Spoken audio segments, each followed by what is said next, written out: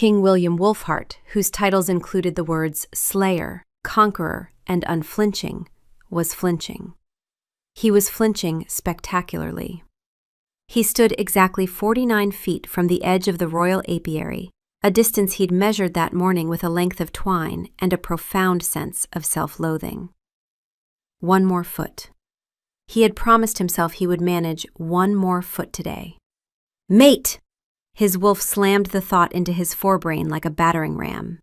The wolf, the part of him that noticed exits before he sat down and filed every human being in a room by threat level before he'd finished saying hello, had exactly one setting when it came to Clover Wynn, and that setting was unhinged.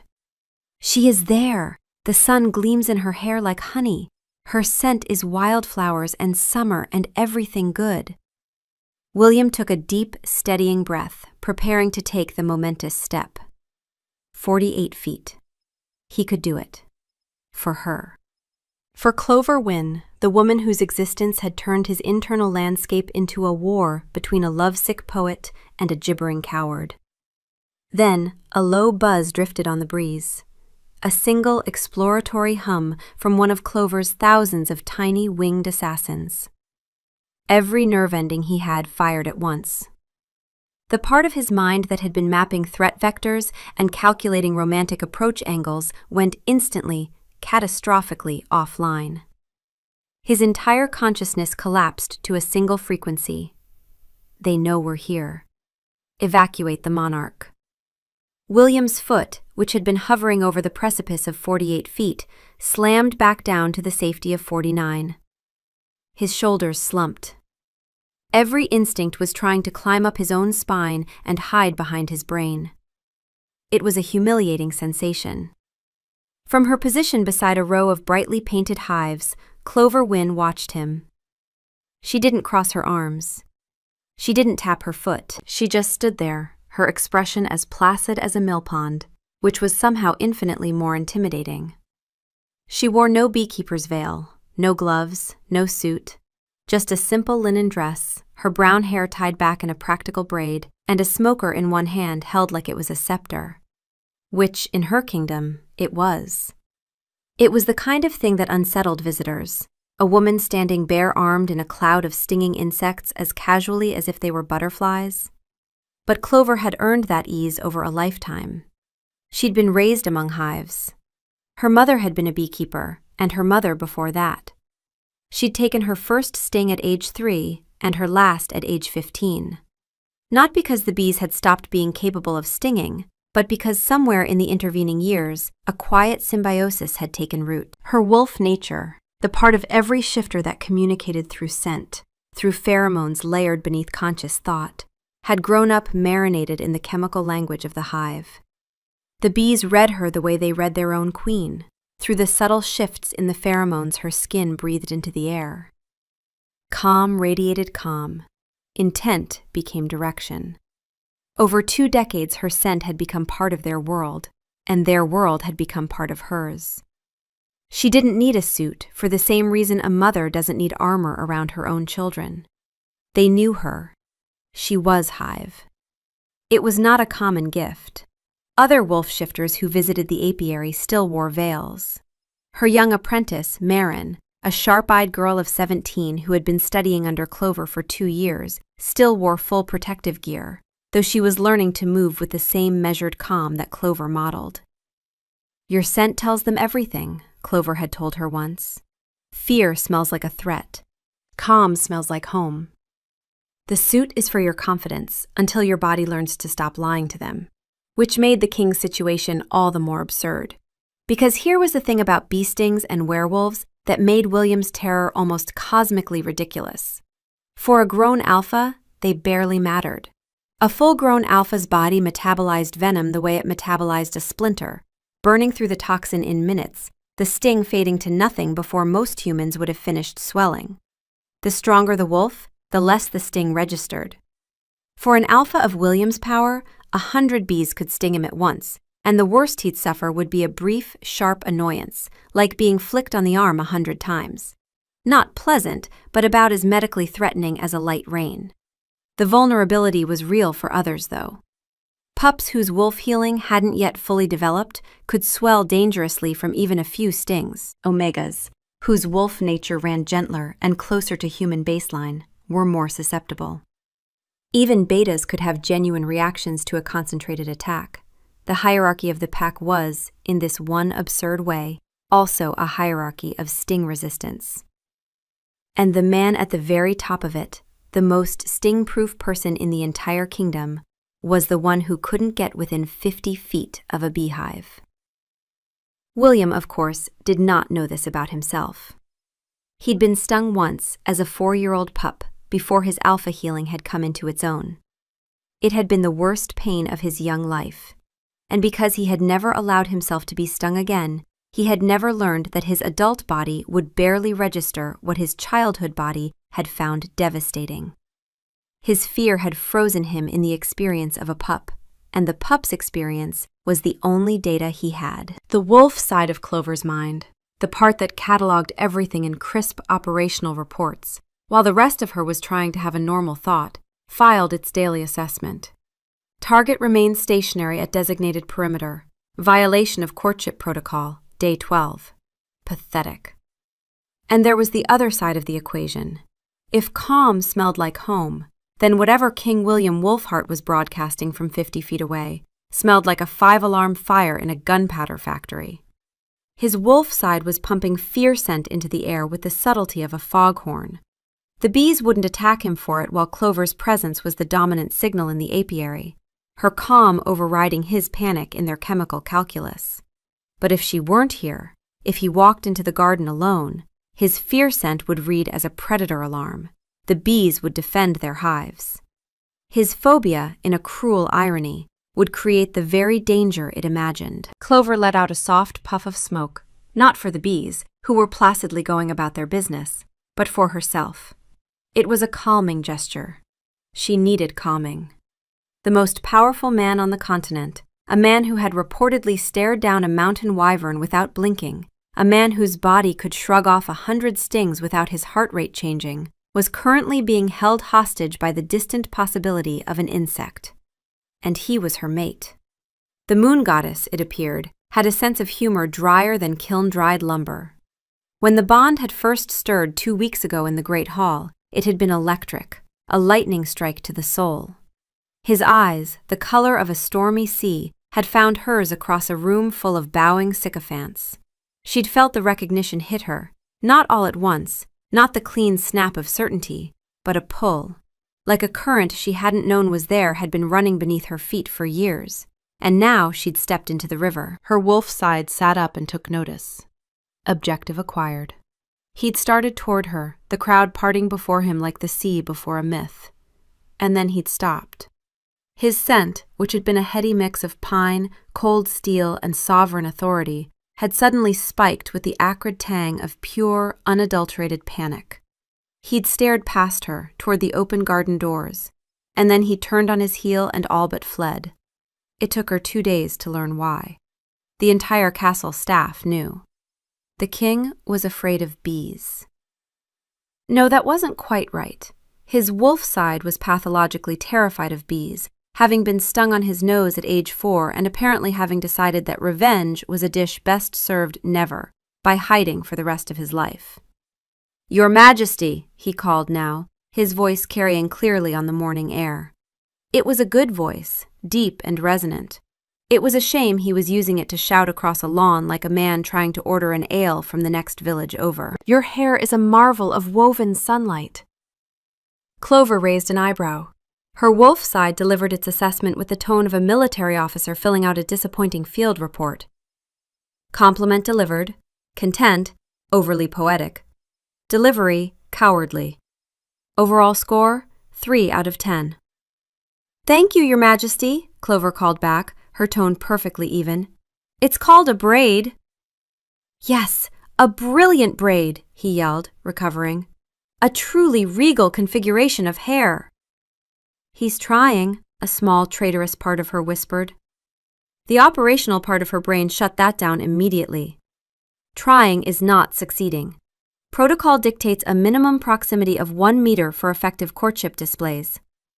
"The bees are very calm today, Your Majesty," she offered, gesturing to the peaceful cloud of activity around the hives. The lavender is in bloom.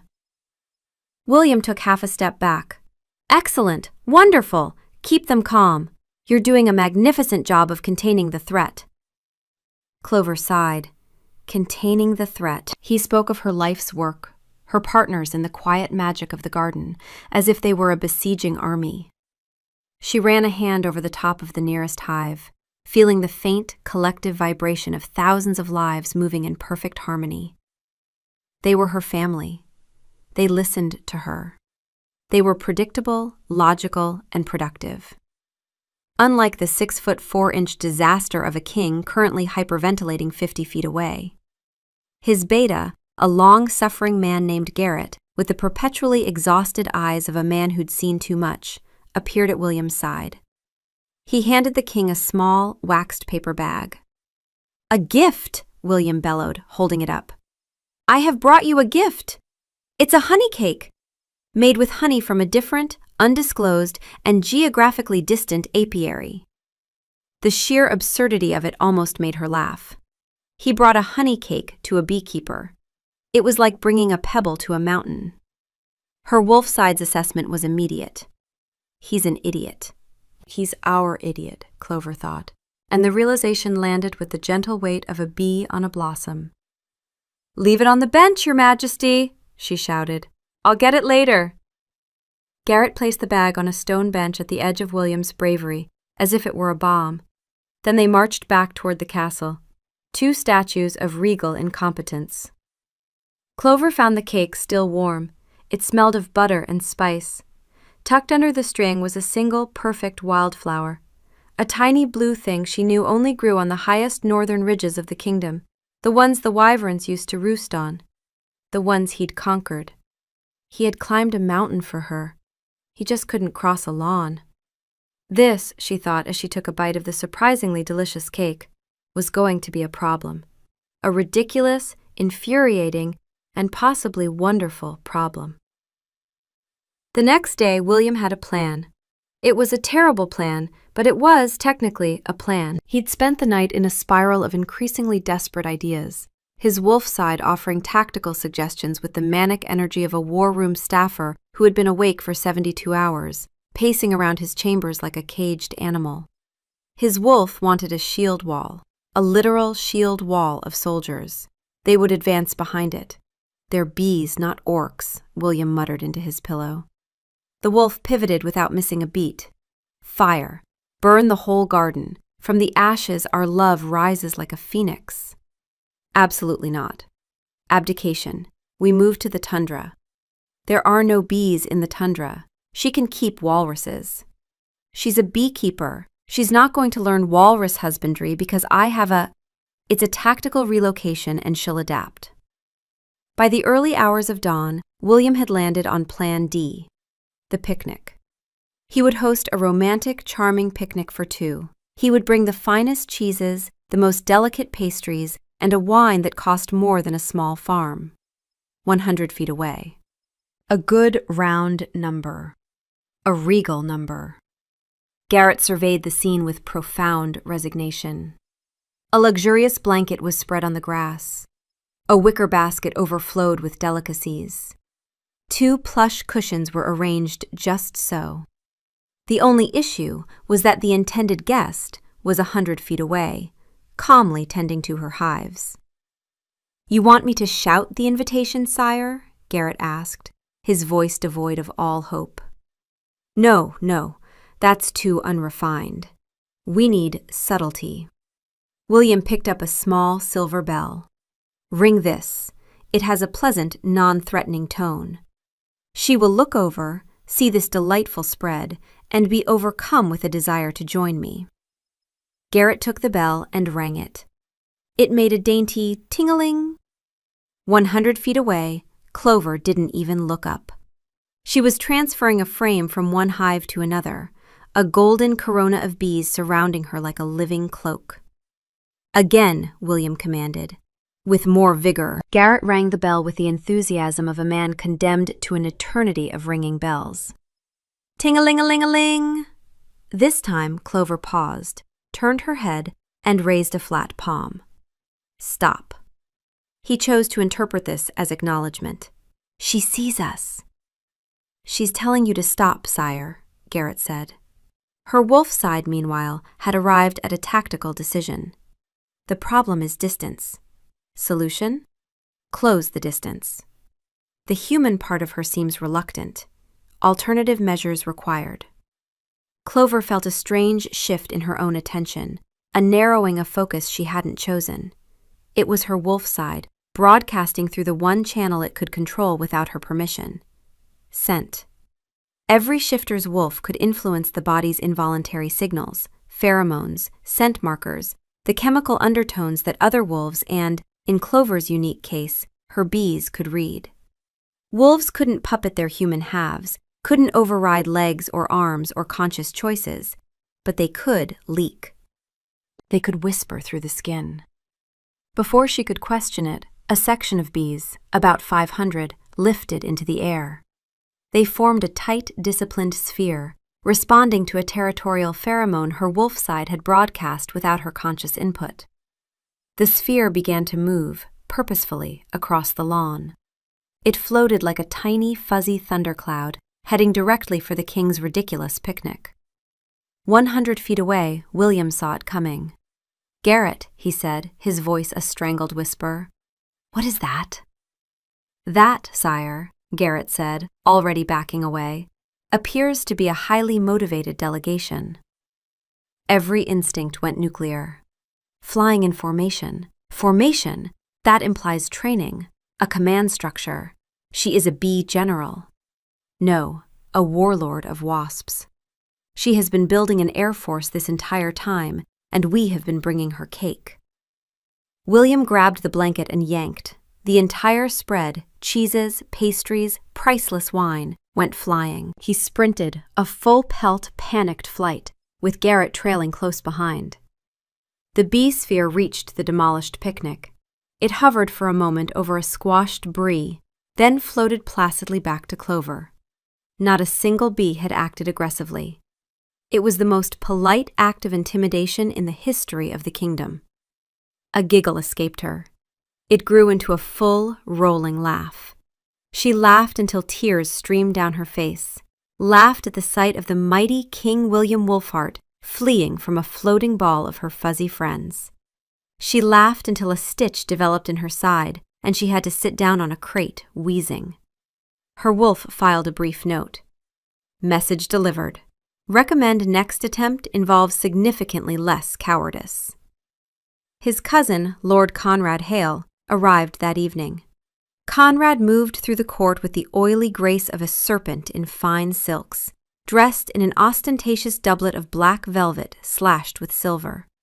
He looked like a magpie's idea of a funeral director. "I heard about the swarm," Conrad said with theatrical concern. "A dangerous game you're playing, cousin. Her pets, they call them, but they look like a weapon to me." "She is not a commoner, Conrad. She is my mate," William growled. "Of course. A royal mate who commands a private army of stinging insects? But the council is whispering. They see their king held at bay by a garden. It makes you look," he paused, "weak." The word landed like a punch. It was the one thing he feared most. Not bees, not death. Powerlessness. He'd been a pup, trying to protect a nest of baby birds from a fox. He'd failed. The fox had gotten the birds, and in the aftermath, he'd blundered into a flower bed and been stung. The pain of the sting, so much worse on a pup's body than it would ever be on a grown alpha's, had become tangled up with the shame of his failure. Bees were not just an insect. They were a symbol of his first, most humiliating defeat. Conrad left a trail of perfume and poison in his wake. William's new plan? Armor. Clover was pruning a rose bush when she saw it. Without a doubt, the most ridiculous thing she had ever seen in her life. Clanking its way across the lawn was a full suit of ceremonial plate armor, silver and gold, complete with a fluted visor helmet. It carried a bouquet so large it looked like an entire meadow had been uprooted. The armored figure clanked to a halt at 30 feet. A metallic, echoing voice emerged from the visor slits. Clover Wynn, I have come to court you. I am impervious to your minions. This armor is forged from dwarven steel. It can withstand a dragon's breath. It will surely defeat the bees. A single bee, a curious forager Clover privately called Beatrice, landed on the helmet's shiny surface. Inside the suit, William went rigid. It's on us. It's crawling on our head. A million tiny scrabbling legs. It's going to find a way in. Begone, foul beast! He flailed, missed the bee, and smacked himself in the head. Clang. He staggered sideways, windmilled his arms, petals flying everywhere. And then he went down like a felled tree, landing on his back with a deafening crash. The entire castle veranda gasped as one. Clover dropped her shears and ran. She didn't think, she just moved. 30 feet. 20. 10. She crossed the invisible line without a second thought. She knelt beside him, an overturned turtle in 80 pounds of metal, the bouquet crushed beneath him. Your Majesty? William? She reached for his helmet. Don't touch it! It might be booby-trapped. By whom? You put it on yourself. A pause. The bees are crafty. She found the clasps at the neck with difficulty and unlatched them. She lifted the heavy helmet off with both hands, the weight of it startling her. How had he carried this? How had he deliberately burdened himself for her? William's face was flushed, his hair plastered to his forehead with sweat, his eyes wide with a mixture of panic, humiliation, and something else, something soft and vulnerable that made her breath catch. He was staring at her, not the bees, not the armor, just her, like she was the only real thing in the world. His scent filled her senses, undiluted by distance now, pine and steel, and a deep, earthy note of longing, so raw it made her heart ache. It was the river again, and she wasn't sure she wanted to step out. It was pulling her under, and she was letting it, choosing to let it. Her wolf side filed a report, and for the first time, it sounded almost warm. Proximity protocols achieved, heart rate elevated, respiration erratic. He is an idiot, but he is ours. Acknowledged. Are you hurt? Clover asked, her voice barely a whisper. Only my dignity, he breathed. It may not recover. His eyes flicked around, noticing for the first time that there was no buzzing cloud of death descending upon him. The bees were ignoring them completely. He was in the heart of her territory, and he was fine. They're not attacking. They have no reason to, she said softly. They're not monsters, William. They're just bees. And right now, my scent is telling them you're safe. You're with me. They trust that. She paused, letting the implication land. The question is whether you do. He looked at her, really looked at her, and the world seemed to shrink until it was only the few inches of space between their faces. The court, the armor, the crushed flowers, it all faded away. It was just them, the king and the beekeeper, the man and his mate. You came for me, he said, his voice full of wonder. You fell over, she countered, but there was no heat in it. A smile tugged at her lips. It was a matter of public safety. You could have dented the lawn. He laughed, a real, genuine laugh that made his eyes crinkle at the corners. The sound went straight through her, warm and sweet as honey. He started to sit up, then remembered he was encased in about 80 pounds of metal. He flopped back down with a groan. I appear to be stuck, he admitted. Yes, Clover said, her smile widening. You do. She stood up and looked down at him, the mighty wyvern slayer, trapped by his own ridiculous plan. Don't move. I'll go get a can opener. As she walked away, she could hear him laughing, and this time she laughed with him. It was a start, a clanging, ridiculous, humiliating start, but it was the right one. The annual concordance of petals was in full swing. Nobles from every corner of the realm gathered in the great hall. Clover was seated at a table far from the dais, a place of minor honor that felt more like an insult. Beside her sat Marin, her apprentice. Then came the final presentation. Men in rough, unfamiliar livery strode forward with an ornate chest. "From the Beekeepers' Guild of the Sunken Valleys," their leader said, "a queen of our finest stock." Inside the chest, behind a fine mesh screen, was a bee. Larger than Clover's bees, darker, with angry red stripes. It buzzed, a low, furious sound, and then everything went wrong.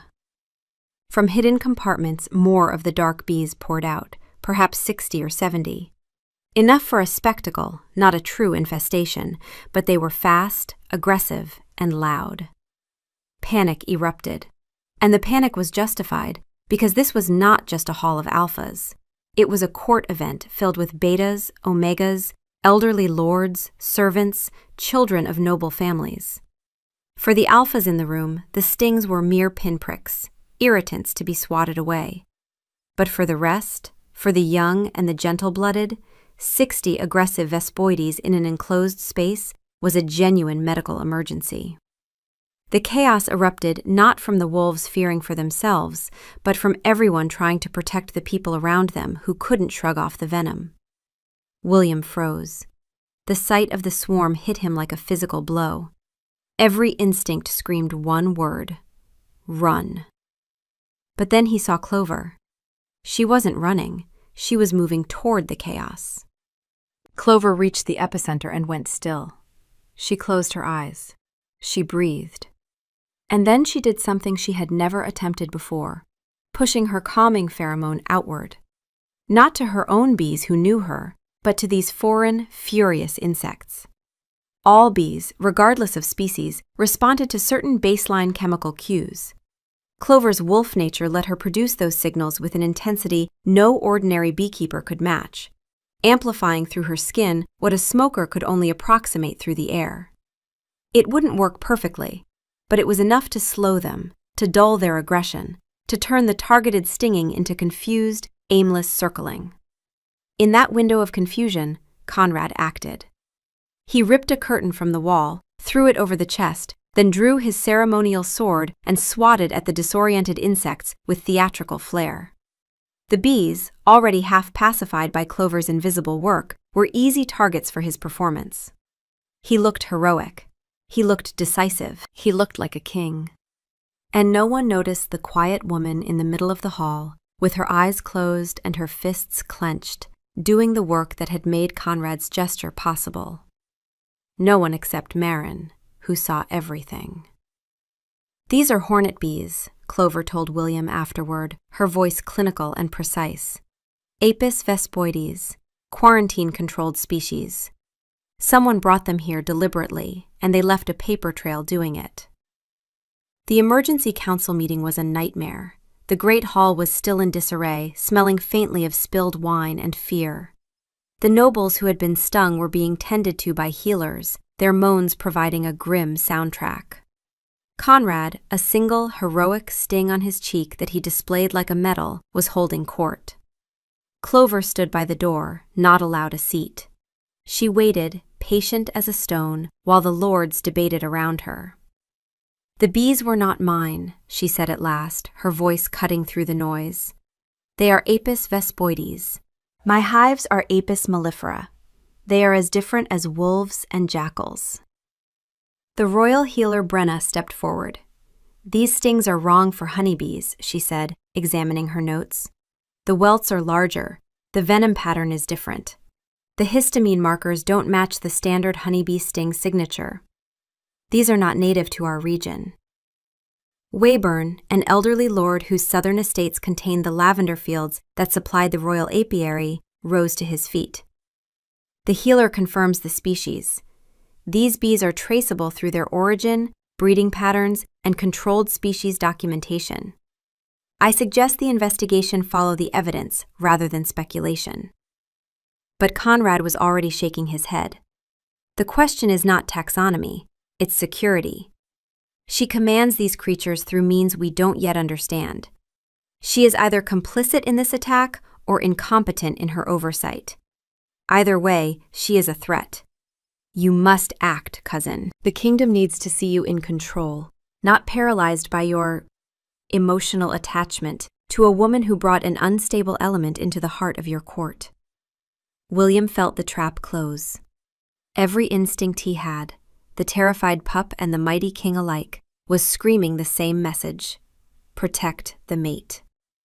But the paranoia Conrad had seeded in him, the doubt, the fear, the sense that Clover's bees were somehow weaponized, was like a toxin in his bloodstream.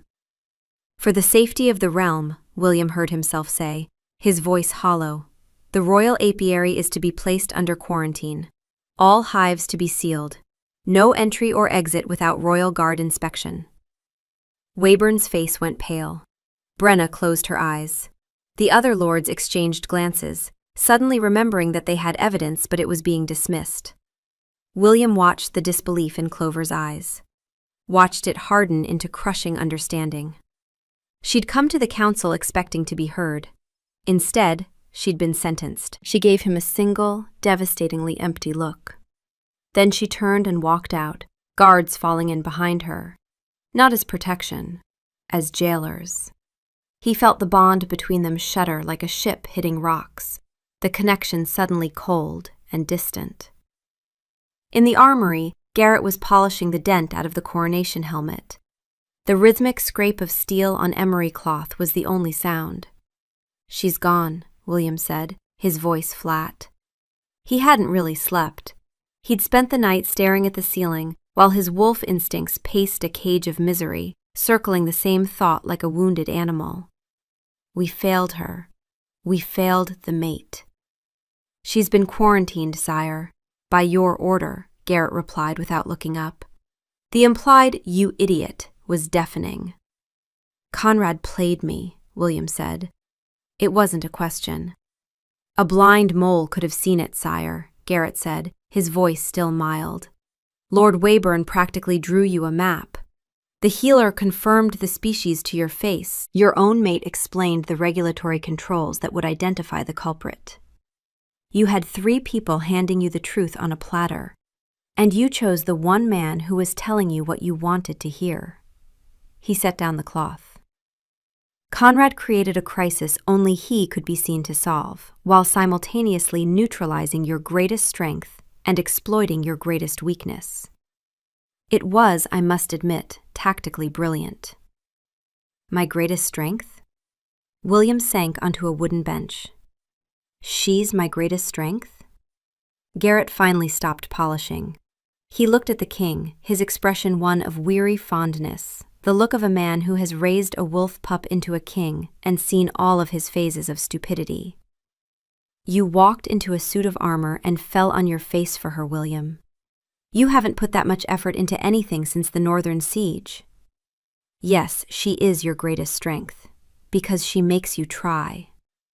The simple truth of it hit William with the force of a physical blow. All his life, things had come easily. Power, conquest, authority. But Clover was not a kingdom to be conquered. She was a sovereign nation of her own, and he had just declared war on her. The bond, William whispered. When she left the hall, it was like a light went out. I can still feel it, but it's quiet, cold, like she shut a door. Can you blame her? Garrett said dryly. The mention of what he'd done sent a fresh wave of self-loathing through William. This is all my fault. This fear, it's not the sting, Garrett. Not really. And then it all came pouring out. The story of the fox and the baby birds, the helpless scrabbling in the dirt as the predator vanished into the woods, the frantic, pointless chase that ended in a flower bed and a sharp, burning pain on his nose. It was the first time I ever failed, he said, the confession leaving a raw, hollow space in his chest. The first time I wasn't strong enough or fast enough. The sting was just the exclamation point on my own uselessness. I never forgot it. The pain, the shame, the powerlessness. Bees became the symbol for all of it. Every time I see one, I'm not a king. I'm that terrified, useless pup again, and I'm right there with him." He buried his face in his hands. "When I saw that swarm yesterday, I wasn't a king. I wasn't a mate. I was just that pup, watching something terrible happen and being utterly powerless to stop it. Conrad saw it, Clover saw it, and I proved them right. I quarantined her to look strong because I was terrified of how weak I truly am." Garrett was quiet for a long moment. Then he said very carefully, "So, to summarize, you are afraid of bees because a fox ate some birds 26 years ago." William stared at him. "When you say it like that, it sounds insane?" "Yes, sire, it does. And yet here we are, polishing the dent you put in a ceremonial helmet by hitting yourself in the head while screaming at a single bee." Garrett picked up the helmet, considered it, and set it back down. "The historians are going to have a wonderful time with your reign." Then he sat beside him, placing a heavy, calloused hand on his shoulder, and his voice changed. "But you know what? For a pup, a bee sting is a big deal. The whole world probably feels like it's ending. But you're not a pup anymore, William. And that wasn't just a bee yesterday. That was an attack. You were right to be afraid, but you were wrong about where the venom came from." His wolf side, quiet for hours, finally stirred. Not with panic, not with conspiracy theories, just a small, raw sound, the kind a wolf makes when it's failed to protect something it was meant to protect. The kind of grief that doesn't howl. It just sits very still in the place where the failure lives. William lifted his head. The shame was still there, but now it was mixed with something else, a cold, hard rage. "I need to fix this. Fixing it will require more than shouting compliments, sire." "I know," William said, his jaw setting. He stood up, his posture shifting from slumped defeat to grim resolve.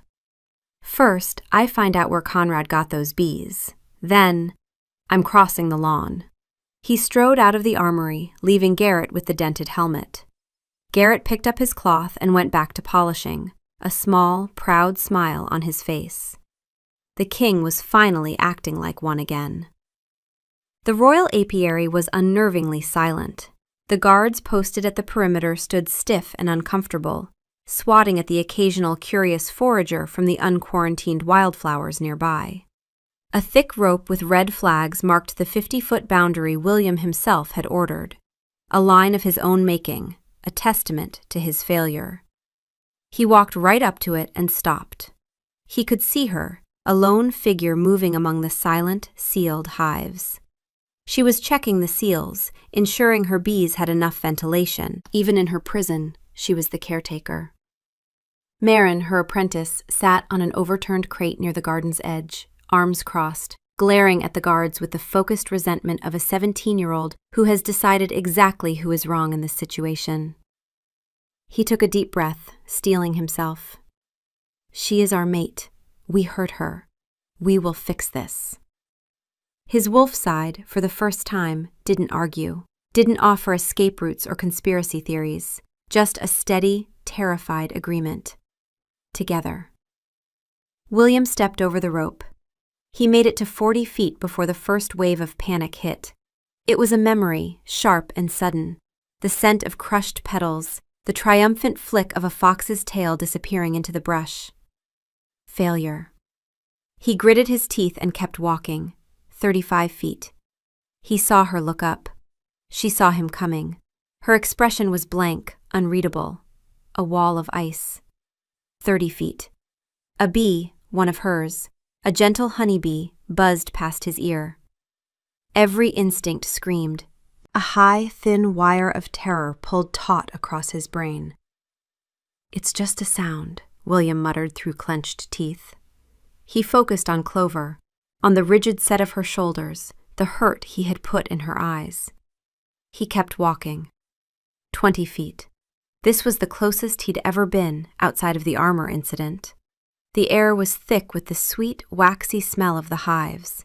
He could hear the collective, muffled hum from within them. It was a sound that should have sent him running. Instead, he found it present, real. A song of 1,000 voices working as one. Clover hadn't moved. She just watched him, her arms crossed. Waiting. Daring him. He stopped at 10 feet.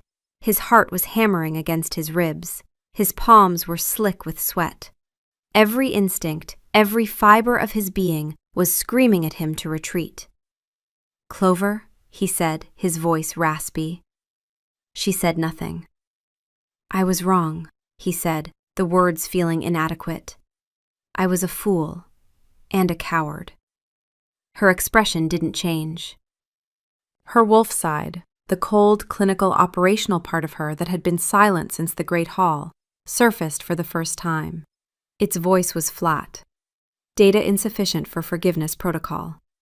"I let Conrad manipulate me," he continued, forcing the words out. "I was so ashamed of freezing, of being weak, that I did something even weaker. I sacrificed you to save my own pride.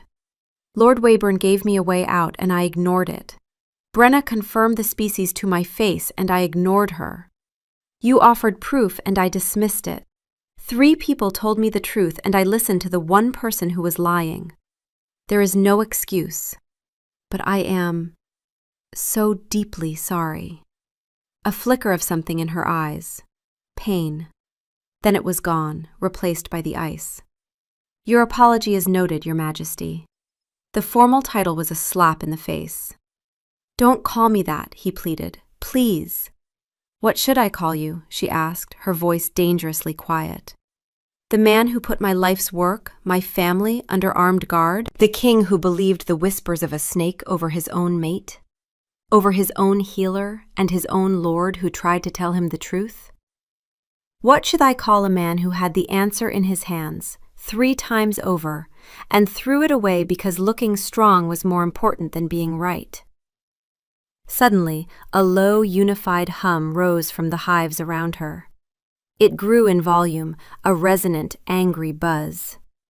The bees, sealed in their boxes, were reacting to her distress, reading the pheromones her body was broadcasting, the chemical language of grief and rage. Her wolf side was leaking again, just as it had with the bee sphere, but this time through the channels of anguish rather than territorial command. They couldn't get out, but they were a living, breathing wall of sound at her back. 1,000 tiny voices roaring their defiance on her behalf. William took an involuntary step back. The sound vibrated in his bones. Clover saw his retreat. She saw the fear in his eyes, and her face hardened. "That's what I thought. You can get to 10 feet, William, but you can't stay. You're still afraid. And you still don't trust me enough to stand your ground." She tilted her head, and the words that came next were quiet and precise and aimed to wound. "You know what the funny thing is? You quarantined me to protect the kingdom from bees, and the bees are the only ones in this situation who haven't hurt anyone." The investigation confirmed everything. The Beekeepers' Guild didn't exist. Mercenaries hired through intermediaries. A smuggler named Aldrich Venn in the southern ports who dealt in quarantine-controlled species. And worse. Conrad had been consulting legal scholars about the right of contestation for over a month. The law books had been accessed 17 times in 5 weeks by scholars in Conrad's employ. The concordance wasn't opportunistic. It was the opening move. And Clover had been building the case from inside quarantine. Despite her heartbreak, despite her rage, despite the weight of betrayal, she had focused her mind like a lens. Marin carried messages, bringing Brenna's notes on the Vespoides venom patterns, descriptions of the chest from a sympathetic carpenter who had been appalled by the deception. Clover, with a lifetime's knowledge of bee biology, read the bees themselves. The Vespoides were 3rd-generation captive bred, she told Marin one afternoon, her voice clinical even as her hands trembled with emotion. She knew because the Crown licensing system for quarantine-controlled species was part of every royal apiarist's training. It was mandatory knowledge for anyone working with restricted hives.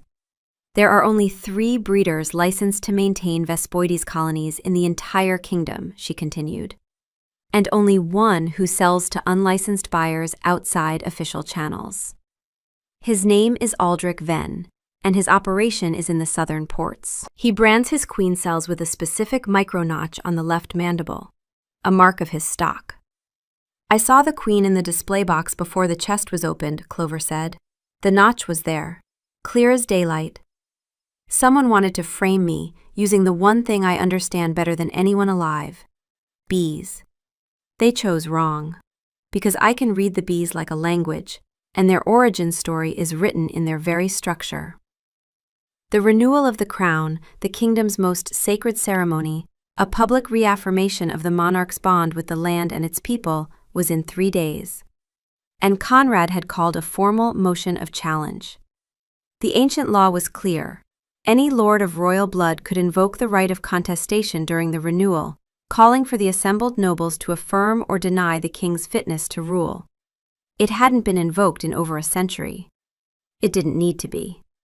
Normally, the idea of challenging a king who could rip your spine out with his bare hands was a self-solving problem. But Conrad didn't need to fight. He needed to count. He has 9 votes confirmed, Garrett said. Weyburn and his faction are loyal but account for only 7. The remaining 12 are undecided, and they're watching. They saw you freeze at the concordance. They saw you quarantine your own mate. They saw Conrad save the hall. He paused. He doesn't need a majority to win, William. He just needs enough to make the challenge embarrassing. A close vote, even one you survive, would gut your authority for a decade. Bond sickness, Garrett continued. There's precedent in the old codes. A king whose mate bond is dysfunctional, incomplete, rejected, or causing impairment can be judged unfit on the grounds that a fractured bond compromises judgment and stability. He's going to stand in front of the court and argue that your fear of your mate's bees constitutes a dysfunction of the bond itself. That you are, in effect, allergic to your own destiny. And the quarantine will be his star exhibit. He'll say even you know she's a threat. If the bond were complete, the challenge would be moot, Garrett said. But you can't function in her domain. You can't stand in her garden without falling apart. So I need to stand in her garden, in front of the entire court, without armor, without fleeing. That's 2 out of 3 elements at best. What about the claiming marks? One thing at a time, sire. Let's get you across the lawn before we discuss biting anyone.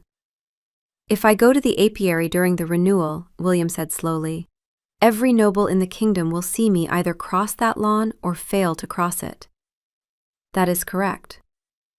This is either the bravest thing I've ever done or the stupidest. In my experience, sire, those are the same thing. His wolf instincts offered one final assessment. We will probably be stung. Probably, William agreed. Worth it. The renewal of the crown felt like an arena. The court assembled not in the great hall, but in the vast grounds behind the castle, as tradition demanded, a living symbol of the monarch's bond with the land itself. The dais stood at one end, the assembled nobles and citizens spread before it. Banners snapped in the breeze. Everything gleamed with a kind of polished, ceremonial grandeur that made William's skin itch. And beyond the crowd, past the edge of the formal grounds, visible to every single person in attendance, sat the royal apiary. Still quarantined, still silent. The red-flagged rope was still there, a scar on the landscape. Clover was there too. She had not been invited. She had not been forbidden. She existed in a legal gray zone that Conrad had engineered perfectly. Present enough to be visible, excluded enough to be humiliated. She stood by the sealed hives in a clean linen dress, her hair in its practical braid, watching the ceremony from behind the rope line. A queen in exile in her own garden. Marin stood beside her, shoulder to shoulder, the apprentice's presence a small, fierce act of loyalty. Conrad was resplendent. He wore white and gold, the colors of renewal, and he carried himself with the relaxed confidence of a man who had already counted his votes. He stood among the nobles, shaking hands, murmuring sympathies to those who'd been stung at the concordance, making sure everyone remembered both the crisis and its hero. The ceremony began. The High Elder intoned the ancient words. William stood on the dais, the heavy crown on his head, the scepter of rule in his hand, and felt nothing but the distant pull of the bond toward the woman behind the rope. The elder finished the invocation. The moment of affirmation approached. Conrad stepped forward. "Your Grace," he said, his voice ringing across the grounds, pitched for maximum audience. "I invoke the right of contestation."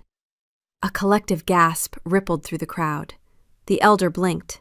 William didn't. He'd been expecting it. "The right is invoked," the elder confirmed, his voice neutral but his eyes sharp. "Lord Conrad Hale may present his challenge." Conrad turned to face the assembled court with the easy grace of a man who'd been rehearsing this speech in his mirror. "My lords and ladies, honored citizens, I stand before you not in ambition, but in duty.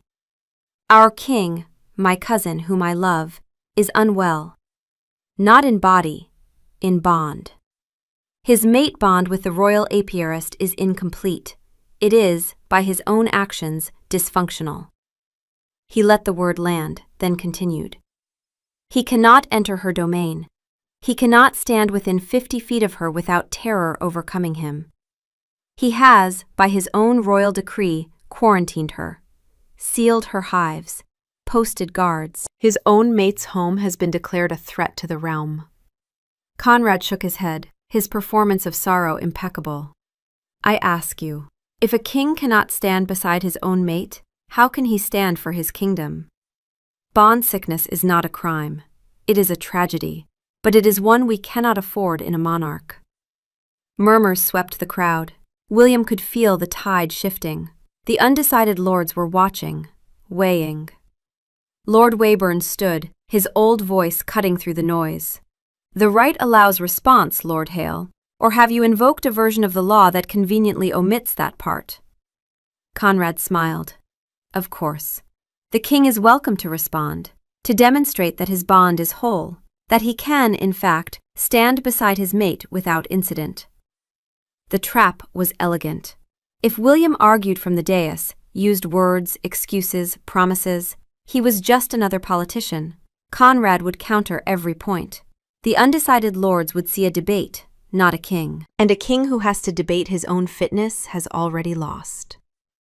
But if William crossed the lawn, every person here knew the story. The picnic, the bell, the armor, the spectacular public fall, 49 feet, the most documented cowardice in royal history.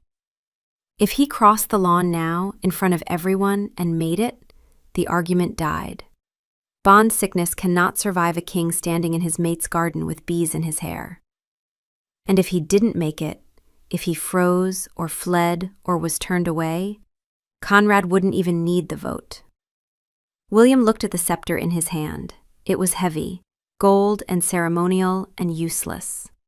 He set it down on the dais. It made a dull thud. "I don't need to argue," he said. His voice was calm. His wolf instincts were not calm. They were running at a frequency that could probably shatter glass, but his voice was calm. He stepped off the dais. The crowd parted. 1,000 people, and not one made a sound. He walked past Conrad. His cousin's mask slipped for just a moment, a flicker of surprise, then a flash of something colder. Calculation. "Where are you going, cousin?" Conrad called, a hint of sharp amusement in his voice. The amusement of a man who had planned for this possibility and believed the lawn would do his work for him. William didn't answer. He walked past the nobles, past the guards, past the edge of the formal grounds, and there it was, the lawn. The flat, green, perfectly manicured expanse between the ceremony and the apiary. The 100 feet that had been his prison for weeks. Every single noble, servant, citizen, and dog in attendance could see every inch of it. Behind the rope, Clover saw him coming. Her wolf side, which had been in a state of cold operational shutdown since the quarantine, filed an alert. Incoming, unarmored, unescorted. What is he doing? "Where are you going, cousin?" Conrad called, with the amusement of a man who believed the lawn would do his work for him. William walked past the nobles, past the guards. He reached the rope, the red-flagged rope he had ordered strung. He looked at it. Then, without breaking stride, he stepped over it. A single bee, confused by all the activity, buzzed toward him. His wolf instincts screamed. The part of him that was still a terrified pup cried out with every fiber of its being, "Turn back! You are not safe!" He kept walking. 90 feet. The hives were ahead of him, a row of colorful boxes in the afternoon sun. He could hear them now, the muffled hum of the bees behind their sealed lids. 80 feet. 2 more bees, foragers from the wildflowers, drifted past. One of them landed on his shoulder. His breath hitched, his hands shook, but he kept walking. Somewhere behind him, he heard a woman's voice whisper, "Is he actually going to?" And a man's voice reply, "Someone get the healer!" Behind him, 1,000 people held their breath. On the dais, Conrad Hale was no longer smiling. 70 feet. 60. The hum was louder now. He could smell the hives, wax and honey, and the warm, living smell of Clover's world. The smell that meant, to his broken wolf instincts, danger. And to every other part of him, home. 50 feet. The old perimeter. The line he'd never crossed voluntarily. He felt it like a physical barrier, a wall of memory and fear. The pup in the flower bed, the fox with the birds, the sting that meant failure. He pushed through. 40 feet. 30. He could see her face now. It was no longer blank. Something was cracking, a fissure in the ice, a light behind the wall. Her eyes were bright. Her hands were clasped in front of her, knuckles white. Beside her, Marin was gripping the edge of a hive box, her eyes wide. 20 feet. Bees were everywhere, landing on his arms, his tunic, his hair.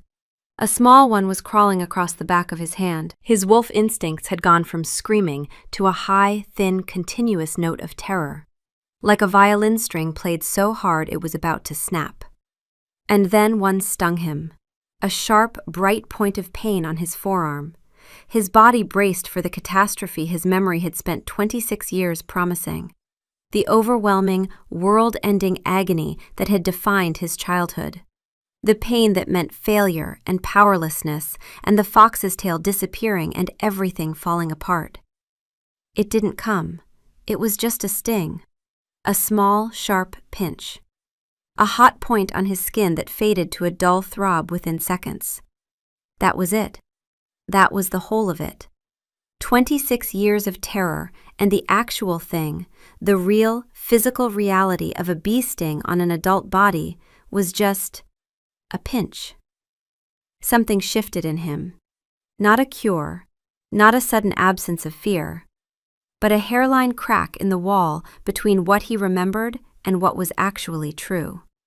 The memory said, "This will destroy you." His forearm said, "It's a pinch, you enormous baby."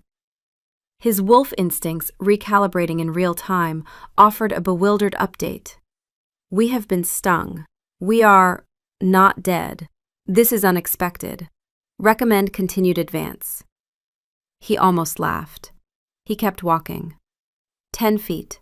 His legs gave out. He sank to one knee in the grass, trembling, face white, a bee perched placidly on his knuckle like a tiny, fuzzy ring. "Clover," he said, and his voice was wrecked, raw and shaking and stripped of every title. "I'm here." 1,000 people watching, and he was on his knees. Clover was laughing, not unkindly, the laugh of a woman who had braced for another disappointment and instead got a 6'4" king on his knees in her apiary, with a bee on his finger, and the entire court watching him shake. "You have a bee on your hand," she said. "Her name is Beatrice," Clover said, kneeling in front of him so their faces were level. "She's very gentle. She likes warm surfaces. I am the warmest surface available, because I am sweating through every layer of clothing I own." She laughed again, and this time the sound went straight through him. She reached out and took his hand, the one without the bee, and held it. "You came," she said. "I'm terrified," he admitted. I know. There are bees in my hair, 2 of them. They'll leave. The entire kingdom is watching me have a breakdown in your garden. Yes, she said, and her smile was the most beautiful thing he had ever seen, because it was real, and it was his, and he had earned it the only way it could be earned, by being absolutely, completely, pathetically, courageously himself. They are. She leaned forward and pressed her forehead against his. The bond between them, the one that had gone cold and distant, roared back to life like a fire-fed oxygen. He could feel her. Not just the warmth of her skin, but the whole, vast, specific reality of who she was. The woman who talked to bees like they were her children. The woman whose wolf side cataloged everything and judged most of it. The woman who deserved a mate who could stand beside her, and who is now watching, up close, as this particular mate did his level best not to pass out. Conrad brought the hornet bees, she said quietly, against his forehead. It was not a question. Garrett confirmed it.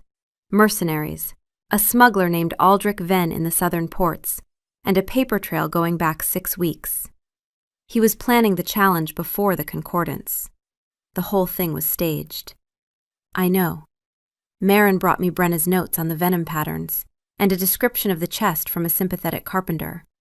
But I didn't need most of it. I saw the queen in the display box before the chest opened. Venn's micronotch was on her mandible. I knew the breeder before the first vespoids left the box. The wing venation on the swarm confirmed they were his captive-bred stock. She raised an eyebrow. I've spent my entire life studying bees, William. Quarantine-controlled species registries are part of every royal apiarist's training. He tried to frame me using the one thing I understand better than anyone alive. I know, he said, and I know something else. He looked at her, holding her gaze. At the concordance. When Conrad threw the curtain over the chest and started swatting, the bees were already calming down before he touched them. You did that, your pheromones. She blinked, surprise quickly masked. You noticed. I was frozen, not blind.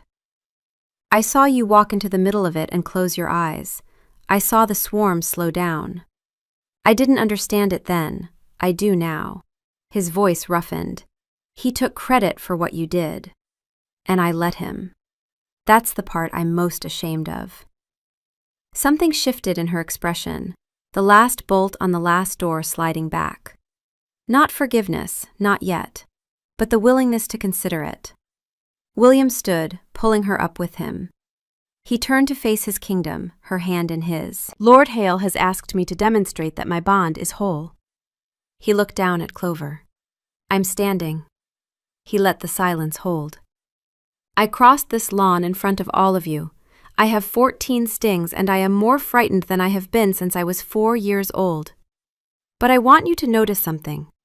I have 14 stings. The woman beside me, surrounded by thousands of bees every day, has none. Not one. These bees know their keeper. The question was never whether Clover Wynn is a threat. The question is whether this kingdom is wise enough to trust the one person the bees trust completely. Lord Weyburn began to clap. Others joined. The sound swelled. Furthermore, William continued, his voice steady and strong now, evidence has been uncovered, by my mate, by my beta, and by the royal healer, that the hornet bees were not the product of a rogue guild, but were purchased from a controlled species smuggler in the southern ports and introduced to the kingdom by agents in Lord Hale's employ. The legal research for this very challenge was commissioned by Lord Hale over a month before the concordance attack, proving the crisis was not an opportunity he exploited, but a weapon he built. He waited for the gravity of this to sink in. Every eye was on Conrad, watching his face go through several colors in rapid succession, none of them flattering. This is absurd, Conrad began, but the word came out thin and reedy, the performance finally cracking. You can't possibly. The smuggler has been detained, Garrett's voice rang out from somewhere in the crowd. The veteran beta stepped forward with a scroll, his bearing absolute. He's been very forthcoming. The breeding records, the purchase orders, the transport manifests, all confirmed. Would you like me to read the relevant portions of his confession, Lord Hale? Or would you prefer to provide your own version? The silence that followed was absolute. Conrad looked like a man who had just discovered that the chess game he thought he was winning was actually being played on a board 3 times the size he'd imagined. And for the record, came a younger voice from behind the quarantine rope, Marin. She stepped forward with the fearless indignation of someone who hadn't yet learned that you weren't supposed to address the entire court uninvited. I was at the concordance. I saw Mistress Wynne walk into the middle of that swarm and calm them before Lord Hale ever touched his curtain. She did it with her body, not a sword. She just took credit for it afterward because nobody was watching her. I was. The court erupted in murmurs. Conrad looked at Marin with the dawning horror of a man who had accounted for every variable except a 17-year-old with a grudge and no sense of political decorum. Conrad looked at Garrett. He looked at William. He looked at Clover, who met his gaze with the serene, implacable expression of a woman who had spent a week in quarantine assembling the evidence that was about to destroy him. She gave him a small, professional nod, the kind of nod that said, "I told the council these bees were different. You should have listened." Conrad ran. He made it about 12 feet before the guard caught him. His exit involved undignified struggling and a shoe that came off, later found by one of Clover's bees, who sat on it for reasons known only to herself.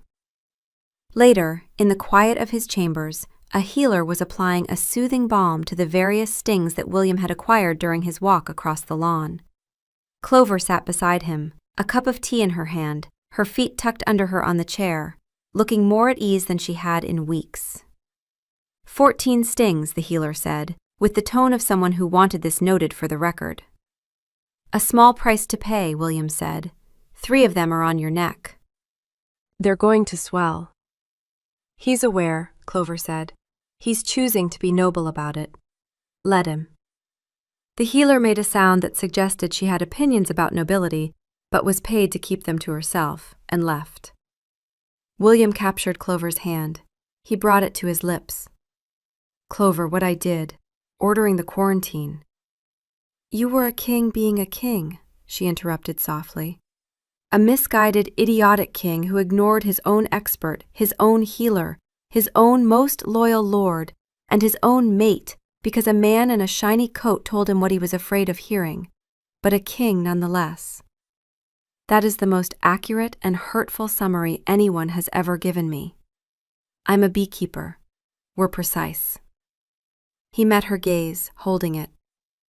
I was afraid, and I will never again let my fear make me hurt you. I swear it. She was quiet for a moment, studying him. The wolf part of her, the part that assessed and catalogued and judged, was running a final check. Heart rate, steady, scent. Pine, steel, and an ache that has nothing to do with the stings. Eyes. Open. He means it. I was afraid too, she confessed, her voice barely a whisper. When you sent me away, I thought it was because I wasn't enough. Just a beekeeper, not a queen. He saw the old wound, the one he had so carelessly torn open. He brought her hand to his cheek, pressing it against his skin. You are more than enough, he said, his voice thick. You are everything. You solved the entire case from inside a quarantine zone using entomological import regulations, a 17-year-old apprentice, and a sympathetic healer. I think that makes you overqualified for queen. Significantly overqualified, she agreed. But I'll consider the position. Beatrice had somehow gotten into the room and was buzzing around a vase of flowers. William's wolf regarded her with new equilibrium. Small, fuzzy, belongs to the mate. Stings are just pinches, not a demon. Noted. I think I'm coming around to bees. You have 14 stings. 15. I just found another one. That's not a sting, that's a freckle. I don't have freckles. You do now. The terror has changed you at a cellular level. He laughed, and Clover leaned into him, carefully avoiding the worst of the welts, and thought that she had been wrong about one thing. Her world of clear rules and predictable outcomes was fine. It was good. But this ridiculous, infuriating, brave, terrified man was better. 6 months later, they were married in the royal apiary. The transformation had been profound. Clover's garden, once a place of exile and pain, had become sacred ground. The hives were unsealed, the red flags were removed. But they kept the space, because it was theirs. Clover wore a simple dress embroidered with golden bees, each one stitched with the precision she brought to everything. William wore a tunic of dark green that brought out the color of his eyes, the stormy sea that had first seen her across a crowded hall. There was no armor, no distance, no fear. Guests were offered lightweight veils, which most accepted with visible relief.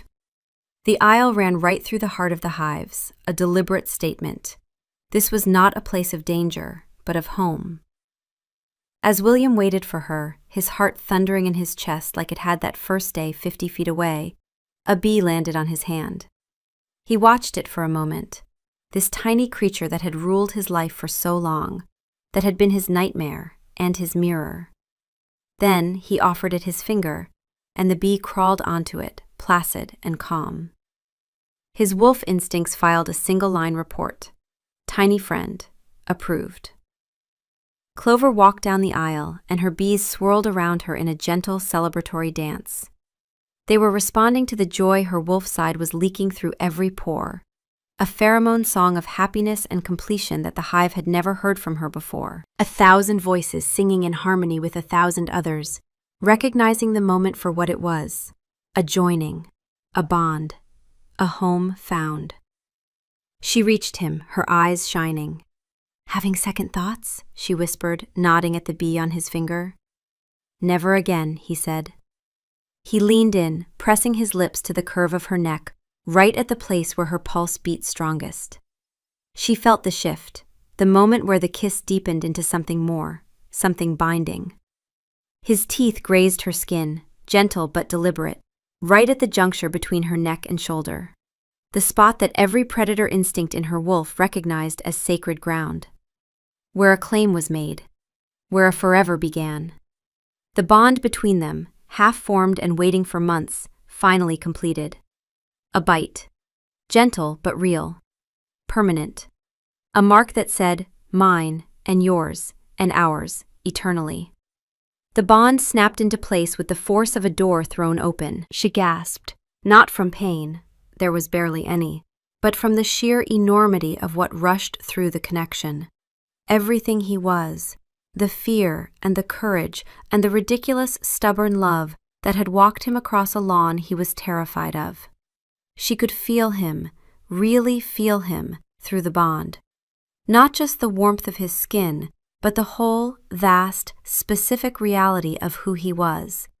The man who had climbed mountains, the king who had learned to kneel, the wolf who had learned to trust. She turned her head and bit him back, right on the shoulder, through the fabric of his fine green tunic, right where she could feel his heartbeat, strong and steady, hammering in rhythm with her own. She felt his sharp intake of breath, felt the bond double back on itself and lock from both sides. What had been one-directional became mutual. What had been reaching became holding. "That's going to stain," he murmured, looking down at the small tooth mark in the fabric, the faintest shadow of blood just visible. "Consider it an improvement," she said. The bond between them hummed with completion, with rightness, with the sensation of two halves finally recognizing each other as whole. Garrett, standing as his best man, wiped a tear from his eye. He had seen this king through puberty, through war, through a diplomatic incident involving a horse that he had been explicitly asked never to discuss again, through a suit of armor, and through a ceremonial lawn crossing watched by 1,000 people, during which the king had been covered in bees and had, at one point, appeared to be laughing. This, he thought, was worth all of it. He was also going to retire immediately afterward. His nerves could not survive a second year of this. Marin, standing as Clover's attendant, was crying openly and without apology. Beatrice the bee landed on her shoulder, as if to say, We did good. Lord Weyburn, seated in the front row, caught William's eye and gave a single approving nod. Finally. And as the High Elder pronounced them bonded, William's wolf, the part of him that had been terrified for 30 years, that had built elaborate conspiracies about tiny winged insects, that had once suggested burning down a garden and fleeing to the tundra, had only one thought. It was not a scream. It was not a tactical assessment. It was not even, for once, delivered in all capitals. Just, mate, ours, home.